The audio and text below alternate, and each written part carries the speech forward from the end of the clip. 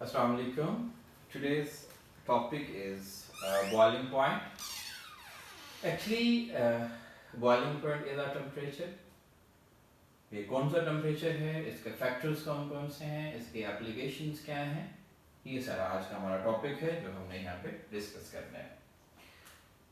अगर हम simple boiling point की डिस्कशन की तरफ जाएं तो ये कहते हैं कि अगर हमारे पास कोई लिक्विड हो और उस लिक्विड में मॉलिक्यूल्स अगर एग्जिस्ट कर रहे हैं तो मॉलिक्यूल्स को हम क्या कर रहे हैं, यहां से टेम्परेचर प्रोवाइड करते हैं। जैसे हम यहां से इसे टेम्परेचर प्रोवाइड करते हैं तो मॉलिक्यूल्स को एक्चुअली हम क्या करना चाहते हैं, यहां से बाहर निकालना चाह रहे होते हैं। टेम्परेचर अगर हम प्रोवाइड करेंगे, मॉलिक्यूल्स का एनर्जी लेवल बढ़ेगा, एनर्जी लेवल बढ़ेगा तो उनकी मूवमेंट बढ़ेगी, जैसे मूवमेंट बढ़ेगी तो उनके एस्केप होने के चांसेस वहां पे बढ़ जाएंगे। अब हम एक टेम्परेचर प्रोवाइड कर रहे हैं ताकि मॉलिक्यूल्स का एनर्जी लेवल बढ़े और वो ऊपर की तरफ मूव कर जाएं। लेकिन यहीं पे ही एक ऊपर से प्रेशर यहां पे मौजूद है, एक प्रेशर वहां पे मौजूद है उस सरफेस ऑफ लिक्विड पे, वो मॉलिक्यूल्स को बाहर एस्केप नहीं होने दे रहा। दो तरह की फोर्सेस की हम यहाँ पे बात कर रहे हैं। एक ये है कि जो फोर्सेस मॉलिक्यूल्स के सरफेस पे आके सरफेस पे हैं और उस फोर्स को, ये जो अपर साइड पे है, that is atmospheric pressure, that is atmospheric pressure. एक ये चीज है। दूसरा ये है कि ये एवेपोरेट होने का प्रोसेस, ये जो एवेपोरेशन हो रही है यहां से, ये फोर्स है जिसे हम वेपर्स का प्रेशर यहां पे कह रहे होते हैं, दैट इज वेपर प्रेशर। ये दो फोर्सेस हैं, ये दो प्रेशर हैं जो लिक्विड मॉलिक्यूल्स पे अप्लाई होते हैं। अब क्वेश्चन ये है कि जब तक अपर फोर्स ज्यादा होगी, अपर प्रेशर ज्यादा होगा, तो ये मॉलिक्यूल्स तो नहीं निकल सकेंगे। मिनिमम इन मॉलिक्यूल्स को यहां से निकलने के लिए ये प्रेशर इसके बराबर करना पड़ेगा। मिनिमम हम ये कहते हैं, जैसे ये प्रेशर इसके बराबर पहुंचेगा तो उस वक्त मॉलिक्यूल्स वहां से क्या करेंगे, बॉयल हो जाएंगे। अब इसको बराबर करने के लिए हमें किसकी जरूरत पड़ती है, टेम्परेचर की जरूरत पड़ती है। टेम्परेचर हम प्रोवाइड करेंगे तो वेपर प्रेशर एटमॉस्फेरिक प्रेशर के बराबर होगा, अदरवाइज उसके इक्वल नहीं हो सकेगा। तो हम इसको जब डिफाइन करते हैं तो हम ये कहते हैं दी टेम्परेचर, मतलब ऐसा temperature at which vapour pressure of liquid, vapour pressure of liquid becomes equal to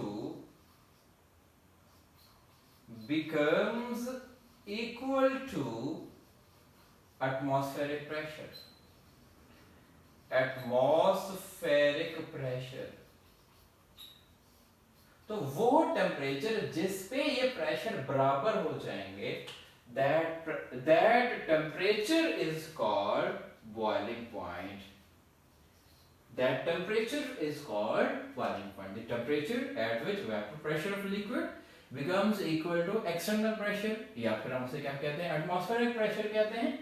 That temperature is termed as boiling point। अब ये मुख्तलिफ हमारे लिक्विड्स हैं, उनका बॉइलिंग पॉइंट डिफरेंट है, जिसमें अगर हम इसमें एग्जांपल कोट करना चाहें तो एग्जांपल में हम ये कह सकते हैं कि हमारे पास जैसे वाटर है, वाटर का बॉइलिंग पॉइंट अराउंड 100 सेल्सियस है, एक एग्जांपल हम यहाँ पे कोट कर सकते हैं। इसके अलावा हमारे पास जो है वो कार्बन टेट्राक्लोराइड है या बेंजीन है या एनिलीन है। बेंजीन का अराउंड अगर हम देखें तो बेंजीन का जो हमारे पास बॉइलिंग पॉइंट है वो अराउंड 80 सेल्सियस है। इट मीन वाटर को 100 सेल्सियस देंगे तो उसका जो वेपर प्रेशर है वो एक्सटर्नल प्रेशर के बराबर होगा। बेंजीन को हम 80 सेल्सियस देंगे तो एक्सटर्नल प्रेशर और वेपर प्रेशर वहां पे इक्वल हो जाएंगे। सिर्फ एथेनॉल है, उसका 78 सेल्सियस हो सकता है। ग्लाइसरोल, ये ग्लाइसरीन हम जिसे कहते हैं, ग्लाइसरीन का 290 सेल्सियस हो सकता है। अगर हम डाइथाइल ईथर की बात करें तो वो राउंड अबाउट 33-34 सेल्सियस उसका बॉइलिंग पॉइंट हो सकता है। तो ये मुख्तलिफ लिक्विड्स के जो बॉइलिंग पॉइंट हैं वो डिफरेंट हैं, और डिफरेंट इसलिए हैं उनकी नेचर डिफरेंट है, और इसी प्रॉपर्टी की बेस पे हम एक डिस्टिलेशन टेक्निक्स भी करते हैं, जो हम मुख्तलिफ लिक्विड्स को जो है वो सेपरेट करते हैं on the basis of their boiling point, that is called distillation technique. पर ये हमारी एक इंट्रोडक्शन इसमें आ गया। इसमें मैं आगे फैक्टर्स की तरफ भी आता हूं, पहले मैं एक ग्राफिकल पॉइंट ऑफ व्यू से यहाँ पे रिप्रेजेंटेशन भी देता जाऊं कि अगर हम यहाँ पे एक एक्स एक्सिस पे टेम्परेचर की बात करें, एक्स एक्सिस पे हमारे पास टेम्परेचर है और वो भी सेल्सियस में, और वाई एक्सिस पे हम किस चीज की बात करें, प्रेशर की बात करें, और प्रेशर जो हम यहाँ पे मेंशन कर रहे हैं दैट इज टॉर। ये एक रिप्रेजेंटेशन है।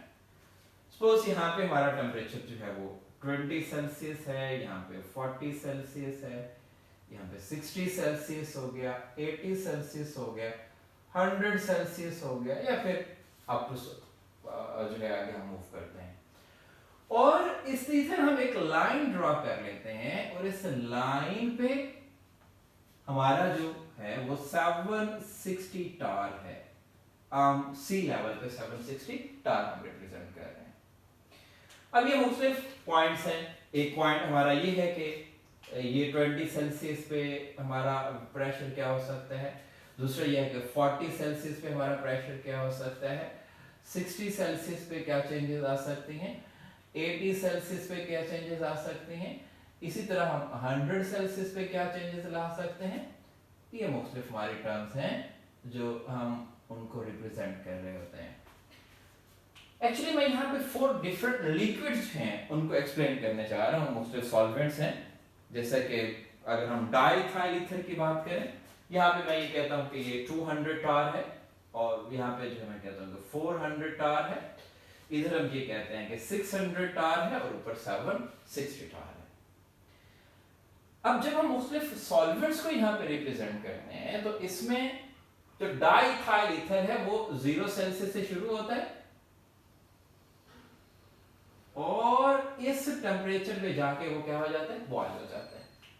अब ये जो कर्व रिप्रेजेंट कर रही है ये वेपर प्रेशर को रिप्रेजेंट कर रही है, और ये जो लाइन है, ये जो ऊपर हमारा एरिया है, ये क्या है, एटमॉस्फेरिक प्रेशर है, पीए से हम उसे रिप्रेजेंट कर रहे हैं। This one is vapour pressure of diethyl ether, diethyl ether. अब जैसे जैसे हम टेम्परेचर बढ़ाते रहे वेपर प्रेशर बढ़ता गया। ये एक टेम्परेचर है, ये राउंड अबाउट 34 सेल्सियस है, 34.6 भी हम उसे कह सकते हैं, ये हमारे पास सेल्सियस है। इस टेम्परेचर पे vapour pressure becomes equal to external pressure, so that 34 Celsius is the boiling point of diethyl ether. अगर हम अल्कोहल को यहाँ पे रिप्रेजेंट करें तो अल्कोहल 78 पे जाके बॉयल होता है, और उसका बॉइलिंग पॉइंट बढ़ेगा, इधर जाके उसने क्या हो जाना है, बॉयल हो जाना है। ये टेम्परेचर हम रिप्रेजेंट कर रहे होते हैं, दैट इज 78 सेल्सियस। अब ये हमारा अल्कोहल, इथाइल अल्कोहल, ये हम उसे एथेनॉल भी यहाँ पे रिप्रेजेंट करते हैं। ये एथेनॉल के वेपर प्रेशर की पूरी कर्व यहाँ पे रिप्रेजेंट हो जाती है। अगर हम वाटर को यहाँ पे रिप्रेजेंट करते हैं तो वाटर जो है वो 100 सेल्सियस पे, 100 सेल्सियस पे यहाँ पे बॉयल हो रहा है। और अगर हम यहाँ पे एथिलीन ग्लाइकोल की बात करें तो उसका 100 सेल्सियस पे मिनिमम अभी है, दैट इज एथिलीन ग्लाइकोल, और ये तकरीबन 290 सेल्सियस पे जाके बॉयल होता है। ये मुख्तलिफ रिप्रेजेंटेशंस हैं डिफरेंट सॉल्वेंट्स की। इससे हमें एक आइडिया ये भी हुआ कि सेम टेम्परेचर पे डाइथाइल ईथर का वेपर है और ग्लाइकोल का जो वेपर प्रेशर है वो सबसे कम है सेम टेम्परेचर पे। कहीं पे भी हम किसी एक स्पेसिफिक टेम्परेचर की बात करें तो डाइथाइल ईथर का ज्यादा वेपर प्रेशर होगा और ग्लाइकोल का मिनिमम वेपर प्रेशर होगा। ऐसे क्यों है ये हम आगे फैक्टर्स में ये सारी चीजें डिस्कस करते हैं। इसमें हमारे पास कुछ फैक्टर्स हैं और वो फैक्टर्स क्लियर करते हैं कि कैसे ये जो है बॉइलिंग पॉइंट चेंज हो रहा होता है। फैक्टर्स में एक फैक्टर हमारा नेचर भी हो सकती है, या हम इंटरमोलेकुलर फोर्सेस की भी बात करते हैं। इंटरमोलेकुलर फोर्सेस ये भी हमारा एक फैक्टर है। इसके साथ साथ हम यहाँ पे जो है इंटरमोलेकुलर फोर्सेस के साथ साथ साइज ऑफ द मॉलिक्यूल्स भी हम ये कह सकते हैं। हम यहाँ पे वेपर प्रेशर की भी बात कर सकते हैं। वेपर प्रेशर किस तरह अफेक्ट होता है बॉइलिंग पॉइंट के पॉइंट ऑफ व्यू से। और जो मेन पॉइंट हमारा यहाँ पे है वो है एक्सटर्नल प्रेशर। एटमॉस्फेरिक प्रेशर भी हम उसे कहते हैं, एक्सटर्नल प्रेशर भी हम उसे कहते हैं। ये मेन हमारा स्केच है यहाँ पे, बाकी हमारा बॉइलिंग पॉइंट उस हिसाब से चेंज होता रहेगा। देखिए इंटरमोलेकुलर फोर्सेस की अगर हम बात करें, इंटरमोलेकुलर फोर्सेस में हम ये कहते हैं कि मॉलिक्यूल्स आर टाइटली पैक्ड। अगर इंटरमोलेकुलर फोर्सेस ज्यादा हैं तो मॉलिक्यूल्स टाइटली पैक होंगे। जब मॉलिक्यूल्स टाइटली पैक होंगे तो वो जल्दी एस्केप नहीं करेंगे, जल्दी बॉयल नहीं होंगे। तो उसके लिए हमें ज्यादा टेम्परेचर चाहिए होगा उनको बॉयल करने के लिए, उनकी इंटरमोलेकुलर फोर्सेस तोड़ने के लिए हमें मैक्सिमम टेम्परेचर चाहिए होगा। इट मींस इंटरमोलेकुलर फोर्सेस हाई है तो उसका जो बॉइलिंग पॉइंट है वो भी क्या होगा, हाई होगा। और अगर इंटरमोलेकुलर फोर्सेस वीक हैं तो उसमें हम ये कहते हैं कि हमारा जो बॉइलिंग पॉइंट है वो वहां पे लो हो जाएगा। जैसे कि डाइइथाइल ईथर में इंटर वीक है, लंदन डिस्पर्शन फोर्सेस हैं, वीक फोर्सेस हैं तो उसका बॉइलिंग पॉइंट भी लो है। अगर हम ग्लाइकोल की तरफ जाएं, एथिलीन ग्लाइकोल हाइड्रोजन बॉन्डिंग कर लेता है, hydrogen bonding are strong intermolecular forces, इसलिए उसका जो बॉइलिंग पॉइंट है वो वहां पे मैक्सिमम है। वेपर प्रेशर हम ये कहते हैं कि अगर कोई मॉलिक्यूल्स किसी स्पेसिफिक टेंपरेचर पे, जैसा एक स्पेसिफिक टेंपरेचर है उस पे वेपर प्रेशर इसका ज्यादा है, अगर वेपर प्रेशर ज्यादा है तो बॉइलिंग पॉइंट इसका क्या होगा, लो होगा। That is inverse relation. अगर किसी एक स्पेसिफिक टेंपरेचर पे लिक्विड का बॉइलिंग पॉइंट ज्यादा होगा तो वेपर प्रेशर उसका कम होना है, और अगर वेपर प्रेशर ज्यादा होना है तो बॉइलिंग पॉइंट उसका वहां पे लो प्रेशर होना है। ये दूसरा फोर्सेस, दूसरा फैक्टर है। तीसरा जो मोस्ट इंपॉर्टेंट है वो है एक्सटर्नल प्रेशर। कि अगर हम एक्सटर्नल प्रेशर चेंज करते हैं या एक्सटर्नल प्रेशर हमारा चेंज होता है तो उसके साथ साथ हमारा बॉइलिंग पॉइंट भी चेंज हो जाता है। और एक्सटर्नल प्रेशर और बॉइलिंग पॉइंट का जो रिलेशन है वो यहाँ पे डायरेक्ट रिलेशन है। जैसे कि मैंने शुरू में यहाँ पे बात की थी, अगर एक्सटर्नल प्रेशर यहाँ पे मौजूद है तो वेपर प्रेशर को उसके बराबर करने के लिए हमें एनर्जी चाहिए होती है, टेम्परेचर चाहिए होता है।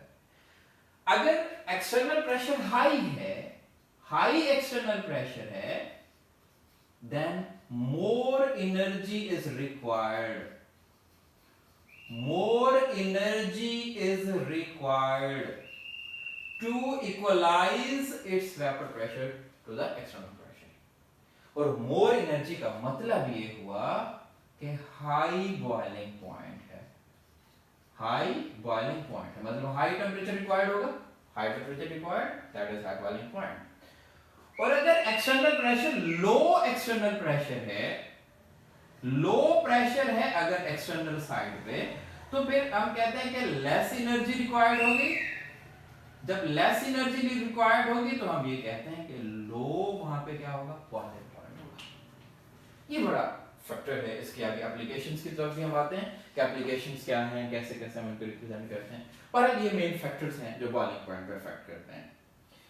अगर हम इसकी डिटेल में आए, इसकी डिटेल में हम ये कहते हैं कि अगर हम वाटर की एग्जांपल यहां पे कोट करें, H2O की ही एग्जांपल अगर हम कोट करें तो वो डिफरेंट एक्सटर्नल प्रेशर रखने पे उसका जो बॉइलिंग पॉइंट है वो भी डिफरेंट है। सपोज अगर मैं सी लेवल पे बैठा हूं, एक्सटर्नल प्रेशर हमारा कितना है, 760 टार है। अगर 760 टार एक्सटर्नल प्रेशर है तो इसका जो बॉइलिंग पॉइंट है वो क्या है, 100 सेल्सियस है।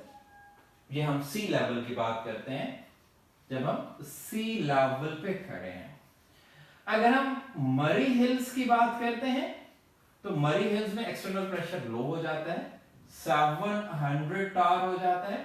जब 700 टार हो जाता है तो ये भी 98 सेल्सियस पे बॉयल हो जाता है। अगर हम माउंट एवरेस्ट की बात करें, एवरेस्ट की बात करें, तो वहां पे जो एक्सटर्नल प्रेशर है वो डिक्रीज होके 323 टार हो जाता है, 323 टार। तो हमारा जो वाटर है वो जस्ट 69 सेल्सियस पे बॉयल हो जाता है। इसलिए अगर हम एक्सटर्नल प्रेशर डिक्रीज करते हुए 23.7 टार पे ले आए तो हमारा वाटर रूम टेम्परेचर 25 सेल्सियस पे ही बॉयल हो जाएगा। और अगर हम एक्सटर्नल प्रेशर बढ़ाते हुए 1489 टार पे ले जाएंगे तो वाटर वहां पे 120 सेल्सियस पे बॉयल होगा। तो इस तरह से हमारा एक्सटर्नल प्रेशर और टेम्परेचर बॉइलिंग पॉइंट है वो डायरेक्ट रिलेट करता है। जितना एक्सटर्नल प्रेशर ज्यादा उसमें हमारा बॉइलिंग पॉइंट भी ज्यादा होगा, जितना एक्सटर्नल प्रेशर कम होगा तो उसका बॉइलिंग पॉइंट भी वहां पे कम होगा। फिर इस एक्सटर्नल प्रेशर की एप्लीकेशंस क्या हैं? अगर हम इसकी एप्लीकेशंस की तरफ जाएं तो एप्लीकेशंस क्या हैं एक्सटर्नल प्रेशर के पॉइंट ऑफ व्यू से? इसमें सबसे पहले हम ये कहते हैं कि अगर हम हाई प्रेशर कर लें एक्सटर्नल प्रेशर, उस वक्त क्या एप्लीकेशन है? उस वक्त जो बेस्ट एप्लीकेशन हमारे पास है that is pressure cooker. Pressure cooker हमारे पास बेस्ट एप्लीकेशन है। जैसा कि अगर हमने कुकिंग करनी है तो उस कुकिंग में वाटर हमारा एक मीडियम काम कर रहा होता है, उसमें हमने डिफरेंट वेजिटेबल्स या डिफरेंट हमने उसकी चीज जो है वो कुक करना होती हैं। अब वाटर को जैसे ही 100 सेल्सियस टेम्परेचर मिलेगा उसने तो बॉयल हो जाना है। जब वाटर हमारा बॉयल होगा तो अगर अनकुक्ड फूड है नीचे उसको तो मीडियम खत्म, water is acting as a medium. जब वाटर बॉयल हो गया मीडियम खत्म हो गया। जब मीडियम खत्म हो गया तब हम किसी भी फूड की कुकिंग नहीं कर सकते, उसकी बर्निंग होना शुरू हो जाती है, जो है वो डिकम्पोज होना शुरू हो जाते हैं, लेकिन हम उसकी कुकिंग प्रॉपर नहीं कर सकते। कुकिंग के लिए हमें मीडियम चाहिए होता है। अब हम ये चाहते हैं कि वाटर भी रहे और टेम्परेचर भी 100 सेल्सियस से ज्यादा हो जाए ताकि हम जल्दी फूड की कुकिंग कर सकें, ज्यादा से ज्यादा टेम्परेचर हम अपने फूड को प्रोवाइड कर सकें। तो उसके लिए होता यह है कि एक्सटर्नल प्रेशर हमें बढ़ाना पड़ता है। जब एक्सटर्नल प्रेशर बढ़ जाएगा लेकिन वो बॉयल नहीं होगा। जब वाटर बॉयल नहीं होगा तो हमारे फूड को मैक्सिमम टेम्परेचर मिल जाएगा। जब मैक्सिमम टेम्परेचर मिलेगा इट शुड बी कुक्ड। ये हमारा हाई प्रेशर का एक्सटर्नल प्रेशर करने से प्रेशर कुकर की एप्लीकेशंस है। दूसरा यह है कि अगर हम लो प्रेशर कर क्या एप्लीकेशन है? उसकी बेस्ट एप्लीकेशन ये है कि हम वैक्यूम डिस्टिलेशन करते हैं। वैक्यूम डिस्टिलेशन करते हैं हम जो है एक्सटर्नल प्रेशर कम करके हम आसानी से किसी भी सॉल्वेंट की डिस्टिलेशन कर सकते हैं। डिस्टिलेशन जैसा कि मैंने शुरू में बात की थी कि बॉइलिंग पॉइंट के बेस पे हम अपने कंपोनेंट्स को सेपरेट करते हैं, that is process is distillation technique. अब ये शॉर्ट क्वेश्चन बात बताता है कि वैक्यूम डिस्टिलेशन क्या है? That is the boiling of the liquids under low external pressure. Boiling हम कर रहे हैं लेकिन लो एक्सटर्नल प्रेशर के पॉइंट ऑफ व्यू से। इसका फायदा क्या है? एक तो ये है कि हम शॉर्ट टाइम में ये प्रोसेस कंप्लीट कर लेते हैं, टाइम हमारा सिक्योर हो जाता है। दूसरा ये है कि हमारी लेस एनर्जी कंज्यूम होती है, लेस एनर्जी कंज्यूम होती है, एनर्जी हम सिक्योर कर लेते हैं। अब वैसे तो हमें बॉयल करने के लिए फिर ज्यादा टेम्परेचर चाहिए था, लेकिन क्योंकि एक्सटर्नल प्रेशर हमने कम कर लिया तो वो लो टेम्परेचर पे बॉयल हो गया, मतलब हमें ज्यादा टेम्परेचर नहीं देना पड़ा। That temperature is energy and energy is secure. और जो सबसे इंपॉर्टेंट इसकी एप्लीकेशन है वो ये है कि हम अवॉइड कर ले फ्रॉम डिकम्पोजिशन। डिकम्पोजिशन किसकी डिकम्पोजिशन से हम अवॉइड कर जाते हैं? जो सेंसिटिव लिक्विड्स हैं हमारे पास, सेंसिटिव लिक्विड्स जो हैं उनकी जब हम डिस्टिलेशन करते हैं वो डिकम्पोज होने के चांसेस हो जाते हैं उनके। हम उसकी डिकम्पोजिशन से अवॉइड करने के लिए हम वैक्यूम डिस्टिलेशन करते हैं। जैसा एग्जांपल अगर हम इसमें कोट करें, हमारे पास इसमें जो है वो ग्लाइसरीन है, ग्लाइसरीन के अगर हम यहाँ पे एग्जांपल कोट करते हैं, जिसका जो ग्लाइकोल भी हम उसे कह रहे हैं, उसका जो बॉइलिंग पॉइंट है वो 290 है। अगर हम ग्लाइकोल की बात करें तो इसका जो बॉइलिंग पॉइंट है वो क्या है, 290 सेल्सियस, और यही इसका डिकम्पोजिशन पॉइंट भी है, that is also decomposition point. अब अगर मैंने इस ग्लाइकोल को डिस्टिल करना हो आम कंडीशंस में, तो मैं डिस्टिल कर ही नहीं सकता। मैं डिस्टिल करने जाऊंगा, it should be decomposed. Decomposed mean अपनी नेचर ही चेंज कर जाएगा, वो ग्लाइकोल ही नहीं रहेगा, इट शुड बी डिकम्पोज्ड। अब मैंने उसको डिस्टिल भी करना है और डिकम्पोजिशन भी बचानी है, तो उसके लिए मैं क्या करता हूं, अगर मैं एक्सटर्नल प्रेशर जस्ट 50 टॉर कर दूं, तो ये 210 सेल्सियस पे क्या हो जाएगा, बॉयल हो जाएगा। 210 सेल्सियस पे बॉयल हो जाएगा। अब ये 210 सेल्सियस पे बॉयल तो हो गया, बट नॉट डिकम्पोज्ड, डिकम्पोज्ड नहीं हुआ वहां पे। तो इसलिए अगर हमारे पास इस तरह के सेंसिटिव लिक्विड्स हैं जिनके डिकम्पोज होने के चांसेस होते हैं, तो हम उसकी एक्सटर्नल प्रेशर लो करके वहीं पे हम उसकी जो है वो बॉइलिंग करा लेते हैं, वहीं पे हम उसको सेपरेट कर लेते हैं। ये हमारा आज का टॉपिक था। बॉइलिंग पॉइंट क्या है, temperature at which vapour pressure becomes equal to atmospheric pressure. ये हमने ग्राफिकल रिप्रेजेंटेशन ले ली 3-4 लिक्विड्स की। उसके फैक्टर्स क्या हैं, intermolecular forces directly, vapour pressure indirectly and external pressure directly. और लास्ट में हमने ये देखा एक्सटर्नल प्रेशर में उसकी एप्लीकेशंस क्या हैं। हाई एक्सटर्नल प्रेशर करेंगे तो प्रेशर कुकर की एप्लीकेशन है, और अगर हम लो एक्सटर्नल प्रेशर कर देंगे तो वहां पे हमारी एप्लीकेशन ये हैं कि हम टाइम बचा लेते हैं, अपना एनर्जी जो है वो बचा लेते हैं, और उसके साथ साथ हम डिकम्पोजिशन से अवॉइड कर लेते हैं। That was the boiling point, and thank you very much.